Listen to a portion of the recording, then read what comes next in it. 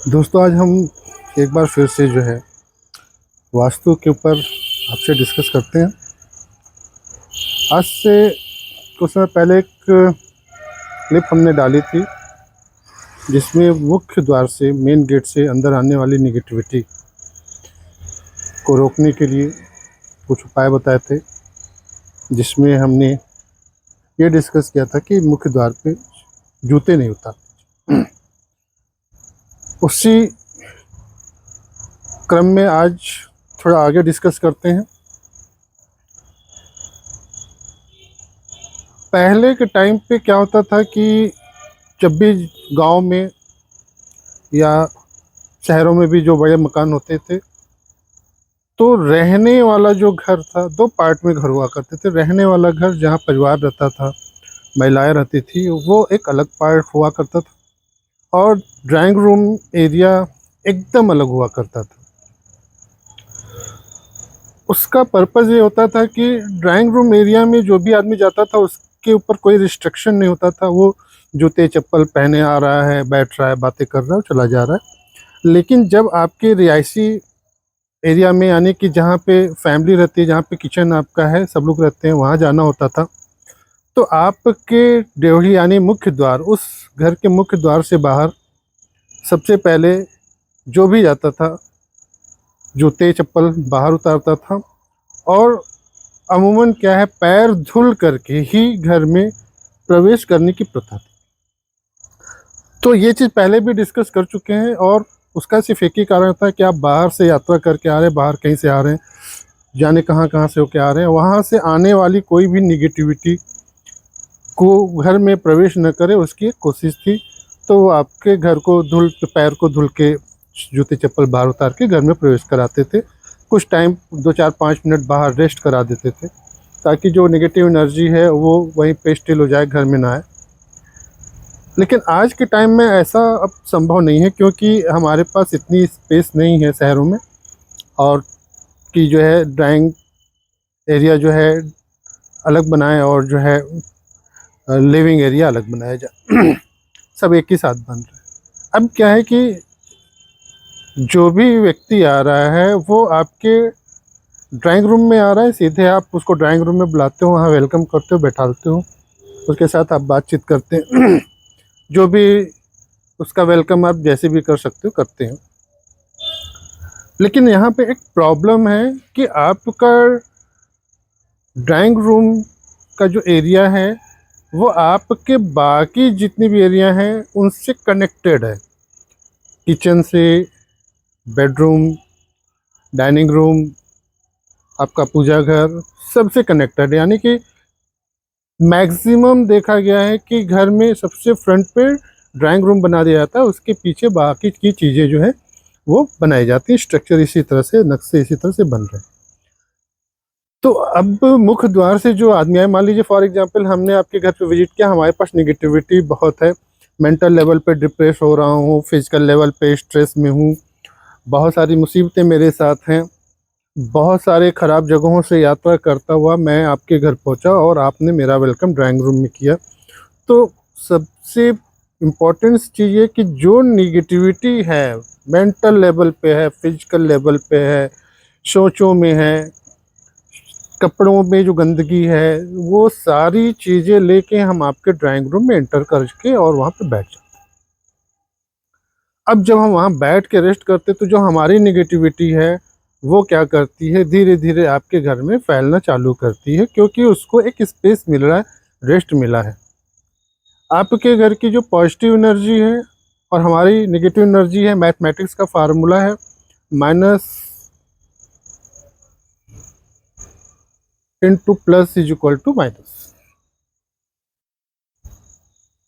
तो यानी कि हमारा जो नेगेटिविटी है आपके घर के पॉजिटिव एनर्जी पे कहीं ना कहीं उसको डैमेज करता है, उसको किल करता है, और अपनी निगेटिविटी वो फैलती रहती है, क्योंकि वो बाहर से हमारे साथ एकदम आपके रूम में।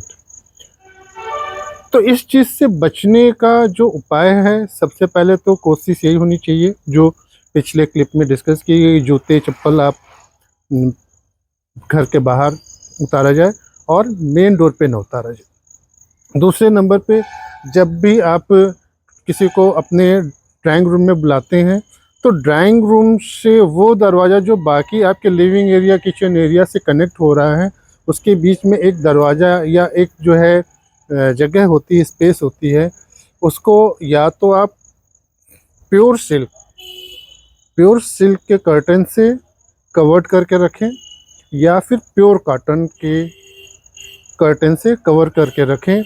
यहाँ पे सिर्फ दो ही कपड़े काम करेंगे, प्योर सिल्क होना चाहिए या प्योर कॉटन होना चाहिए। प्योर कॉटन की खासियत ये है कि वो किसी भी नेगेटिव एनर्जी को अपने तक आने पे ब्रेक कर देता है, वो उससे आगे आप नहीं जा वो उससे आगे नेगेटिव एनर्जी नहीं बढ़ पाती। ठीक है, साइड से थोड़े बहुत स्पेस होंगे, हल्का फुल्का जाएगा तो ब्रेक कर जाएगा। और यही जो है सिल्क के जो कर्टन की खासियत होती है कि सिल्क का कर्टन पहले तो अपने आप में एक नेचुरल जो है सिल्क है, वो पॉजिटिव एनर्जी जनरेट करता है। और सेकेंडरी क्या आता है, जब पॉजिटिव एनर्जी जनरेट करता है तो उसको भी पार करके कोई नेगेटिव एनर्जी उसके बैक साइड में नहीं जा पाएगी। तो अच्छा होगा कि आप अपने घर में ड्राइंग रूम एरिया और लिविंग एरिया के बीच में जो भी स्पेस है, जो भी दरवाज़ा है, वहाँ पे इन दो चीज़ों का इस्तेमाल करिए। क्योंकि ड्राइंग रूम एरिया में कौन आ रहा है, अगर पॉजिटिव एनर्जी कोई लेके आ रहा है तो ठीक है, आपके लिए पॉजिटिव है, अच्छी बात है, आपको उसके बेनिफिट्स मिल जाएंगे। लेकिन अगर कोई नेगेटिव एनर्जी लेके आ रहा है और कोई ब्रेकर बीच में नहीं है, आपके लिविंग एरिया किचन एरिया पूजा घर एरिया के बीच में कोई ब्रेकर नहीं है, तो नेगेटिविटी आपके पूरे घर में बड़ा ईजी वे में फैलती है। और अगर कोई आदमी इस तरह से बार बार आपके यहाँ विजिट करता है तो एक टाइम आएगा कि आप मेंटल लेवल पे, फिजिकल लेवल पे एंड फाइनेंशियल लेवल पे सफ़र कर सकते हैं। एक तो ये। अब आते हैं एक सेकेंडरी मैटर, जो दूसरी चीज़ है, कुछ लोग विश्वास करते हैं या कुछ लोग नहीं करते, एक एक्स्ट्रा एनर्जी, एक्स्ट्रा पावर जो एयर में है, जिसे बहुत सारे लोग भूत प्रेत के नाम से बात करते हैं, लेकिन हम लोग उसको जो है एक्स्ट्रा एनर्जी ही मान के चलते हैं। और एक्स्ट्रा पावर जो एयर में, स्पेस में है, या कुछ लोग जादू टोने की कार्रवाई पे रहते हैं, नज़र लगने की उस पे रहते हैं। तो अगर आपके ड्राइंग रूम एरिया तक हमको जाने को मिल जाता है और लिविंग एरिया, पूजा घर एरिया, किचन एरिया, इन सब से हम कनेक्टेड हैं, यानी कि बीच में कोई ब्रेकर नहीं है, तो कोई भी मैजिक से रिलेटेड हम छोटा से छोटा भी काम आपके घर में चले आ जाएंगे और आप इफेक्टिव हो जाएंगे। इन चीज़ों से भी आपको बचने के लिए चाहिए कि उस एरिया से अपने इन बाकी एरिया को जो है डिसकनेक्ट करके रखिए हमेशा। अच्छा आदमी है, बहुत अच्छा है तो ठीक है, अंदर जाएगा, बहुत क्लोज रिलेशन है तो अंदर जाएगा। अदरवाइज़ कोई भी एनर्जी, नेगेटिव एनर्जी अगर सफ़र कर रही है, आपके घर तक आ रही है, तो इन तरीक़ों से आप जो है अपने ड्राइंग रूम तक ही उसको रोक सकते हैं। ये तो एक तरीका हो गया कि आपके घर में बाहर से आने वाली नेगेटिव एनर्जी जो है मूव ना करे, जिससे बाकी घर बने। लेकिन ड्राइंग रूम एरिया तो आपका डैमेज हो ही रहा है, वहाँ निगेटिविटी तो आ ही रही है। अगर निगेटिव एनर्जी लेके प्रॉपर मैं बार बार आपके पास विजिट कर रहा हूँ या 10 लोग निगेटिव एनर्जी लेके विजिट कर रहे हैं, तो आपको डेली क्लीनिंग करनी है। या तो आप ड्राइंग रूम में कुछ ऐसी चीज़ें रख दीजिए कि पॉजिटिव एनर्जी जनरेट होती हो, आदमी आया, थोड़ी देर बैठा, नेगेटिव एनर्जी छोड़ गया, फिर धीरे धीरे करके आपकी जो भी चीज़ें, स्फटिक्स के जो पिरामिड्स वगैरह हैं, कुछ रुद्राक्ष ऐसे आते हैं, सेंधा नमक का रॉक है, बहुत सारी ऐसी चीज़ें, उनको प्लेस करके रखिए ताकि उस आदमी के जाने के बाद थोड़े धीरे धीरे करके उसकी नेगेटिविटी को एग्जॉर्ब, वो चीज़ें एग्जॉर्ब कर लें या उसको जो है न्यूट्रल कर दें।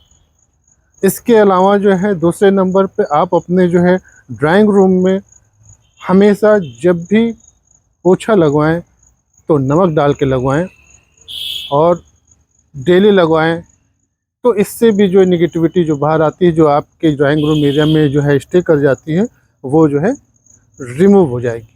तीसरे नंबर पे ड्राइंग रूम एरिया को एसी के चक्कर में हमेशा पैक करके मत रखिए। इस नेगेटिविटी को घर से बाहर निकालने के लिए ज़रूरी है कि 24 घंटे में कम से कम 1-2 बार एक एक घंटे, आधे आधे घंटे के लिए आप सारे खिड़की, सारे दरवाजे ड्राइंग रूम एरिया के जो बाहर से कनेक्टेड हैं खोल दीजिए, ताकि एयर के थ्रू भी जो भी नेगेटिविटी है वो घर से बाहर मूव कर जाए। ऐसा करके आप अपने पूरे घर में बड़े नॉर्मल तरीके से जो नेगेटिव एनर्जी घुस के जो है मूव करने लगती हैं, आपको डैमेज कर देती हैं, हर लेवल पे आप परेशान होते हैं, उससे अपने आप को बचा सकते हैं। तो ये एक टिप्स इसलिए था कि कुछ ऐसे चीज़ें हुई या होती जा रही हैं जिससे आदमी परेशान होता है। और हम हारोस्कोप देखते हैं, हारोस्कोप में कोई प्रॉब्लम नहीं है। आप अपने घर का वास्तु दिखाते हैं, वास्तु अप्रॉक्सीमेट परफेक्ट है, फिर भी आदमी उस लेवल पे परेशान है। और ये जो नेगेटिविटी आती है इसको बहुत ईज़िली ट्रीट नहीं कर पाते, क्योंकि यही नहीं पता होता कि नेगेटिविटी आई कहाँ से, किसके थ्रू आई, कौन दे गया आपको। तो अच्छा होगा कि इन उपायों के द्वारा आप पहले से ही सावधान रहिए, ताकि कोई भी नेचुरल नेगेटिविटी हो या किसी ने आप पे एक नेगेटिव एनर्जी को जनरेट किया और आप पे ट्रांसफ़र कर रहा है, उस तरह की नेगेटिविटी हो, उससे आप जो है सेफ साइड बने रहेंगे। आज हम यहीं पे डिस्कस ख़त्म करते हैं, फिर अगले क्लिप में एक नए टॉपिक के साथ में आपसे डिस्कस करने की वो करेंगे। तब तक के लिए नमस्कार।